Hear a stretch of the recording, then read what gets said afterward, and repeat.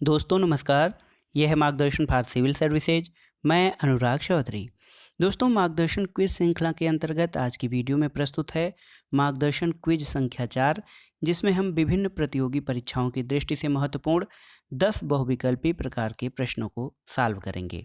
दोस्तों आप इन प्रश्नों को तैयार कर लीजिए, क्योंकि आगे आने वाली परीक्षाओं के लिए ये प्रश्न बहुत ही महत्वपूर्ण है। तो आइए शुरू करते हैं आज का मार्गदर्शन क्विज संख्या 4। दोस्तों आज की वीडियो का पहला प्रश्न है, बहुत ही महत्वपूर्ण है। एक पुस्तक है वेल्थ ऑफ नेशंस, पुस्तक के लेखक कौन हैं? वेल्थ ऑफ नेशंस पुस्तक के लेखक कौन हैं? ऑप्शन है आपके Adam Smith, Pandit Jawaharlal Nehru, Nelson Mandela और राज बिहारी। तो सही उत्तर क्या है दोस्तों? वेल्थ ऑफ नेशंस पुस्तक के लेखक एडम स्मिथ हैं। ऑप्शन ए आपका सही उत्तर है। और एडम स्मिथ को फादर ऑफ इकोनॉमी या अर्थशास्त्र का जनक भी कहा जाता है। तो याद रखिएगा, Adam Smith wealth of Nations पुस्तक के लेखक हैं और इनको अर्थशास्त्र का जनक भी कहा जाता है। अगला प्रश्न देखते हैं क्या है। अगला प्रश्न है दोस्तों, किन देशों की मुद्रा को प्रायः हार्ड करेंसी कहा जाता है? दोस्तों किन देशों की मुद्रा प्रायः हार्ड करेंसी होती है? ऑप्शन है आपके विकासशील देशों की मुद्रा, गरीब देशों की मुद्रा, विकसित देशों की मुद्रा और शक्तिशाली देशों की मुद्रा। तो इसमें सही उत्तर है दोस्तों विकसित देशों की मुद्रा या डेवलप्ड कंट्रीज की मुद्रा जो होती है उसको हार्ड करेंसी कहा जाता है। और हार्ड करेंसी वो होती है जो अधिकतर राजनीतिक और आर्थिक दृष्टि से स्थिर अर्थव्यवस्थाओं की मुद्रा होती है। तो विकसित देशों की मुद्रा को हार्ड करेंसी कहा जाता है। अगला प्रश्न देखते हैं, प्रश्न संख्या 3। दास कैपिटल किसकी प्रसिद्ध पुस्तक है? तो दोस्तों बहुत ही महत्वपूर्ण पुस्तक है दास कैपिटल, और आपने इसके बारे में सुना होगा। ऑप्शन देख लेते हैं, कार्ल मार्क्स, इंदिरा गांधी, चाणक्य या फिर नेल्सन मंडेला। तो दोस्तों सही उत्तर है दास कैपिटल जो है ये कार्ल मार्क्स की प्रसिद्ध रचना है। कार्ल मार्क्स आप जानते हैं इसको समाजवाद का जनक या साम्यवाद का जनक कहा जाता है। दोस्तों इसने एक वर्ग विहीन शोषण विहीन समाज की स्थापना की बात की, और पूंजीवाद और सर्वहारा वर्ग यानी पूंजीपति वर्ग और सर्वहारा वर्ग के बीच जो अंतर होता है या जो संघर्ष होता है, सबसे पहले इसने इसको अपनी पुस्तक दास कैपिटल में उजागर किया था। कार्ल मार्क्स दास कैपिटल पुस्तक के लेखक हैं। चौथा प्रश्न देखते हैं क्या है। भारत का प्राचीनतम विशाल उद्योग कौन सा है? ऑप्शन देख लेते हैं, कृषि उद्योग, रेशम वस्त्र उद्योग, व्यापार या फिर सूती वस्त्र उद्योग।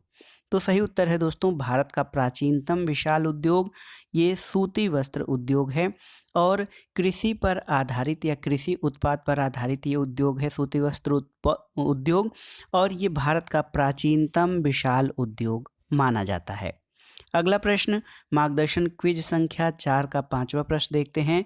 भारत में आर्थिक नियोजन या इकोनॉमिक प्लानिंग की शुरुआत कब हुई? ऑप्शन है आपके 5 मई 1954, 1 अप्रैल 1951, 28 अगस्त 1979 या फिर 30 सितंबर 1960। तो सही उत्तर है दोस्तों भारत में आर्थिक नियोजन का प्रारंभ 1 अप्रैल 1951 से हुआ।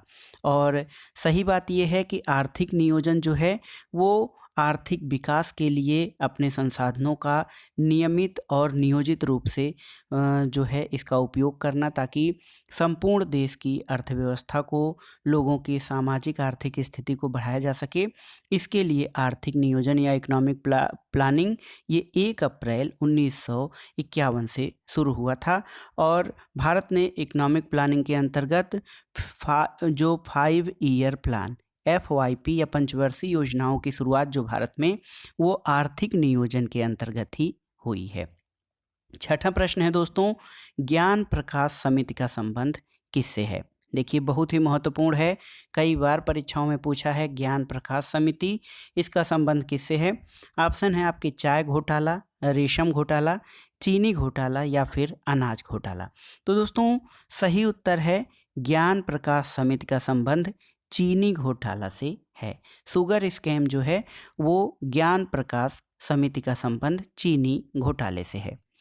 7वां प्रश्न देखते हैं क्या है, केंद्रीय सूचना आयुक्त का कार्यकाल कितने वर्ष का होता है। बहुत ही महत्वपूर्ण प्रश्न है दोस्तों, केंद्रीय सूचना आयुक्त का कार्यकाल कितने वर्ष होता है।